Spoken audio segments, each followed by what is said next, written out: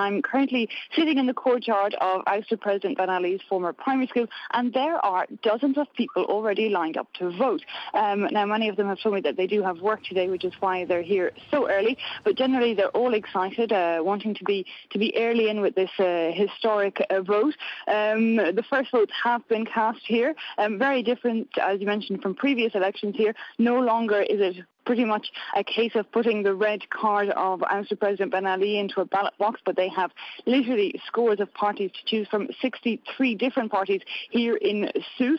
I mean, there have actually even been some complaints here that there's just too many to choose from. And when one young man looked at the list here this morning, he said, well, exactly where do I put my cross? How do I do it? It's all very confusing to him. But I have to say, it has been a very secure run-up to these elections. We arrived in last night. The army were watching overnight on all of the polling stations across the city. Nothing was getting in and out.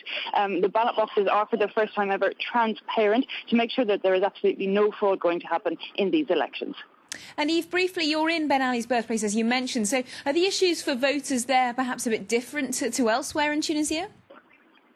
Well, Sousse is a very wealthy coastal region. I mean, during the reign of the 23 years of Ben Ali, he did pour about 80% of Tunisia's wealth into the coastal areas, so a lot more comfortable. They are perhaps less impatient than other areas inland, such as Sidi Bouzid, which, of course, is the symbolic start of this revolution. Slight differences in how voters are feeling. I mean, there is the former foreign minister, has a party running here.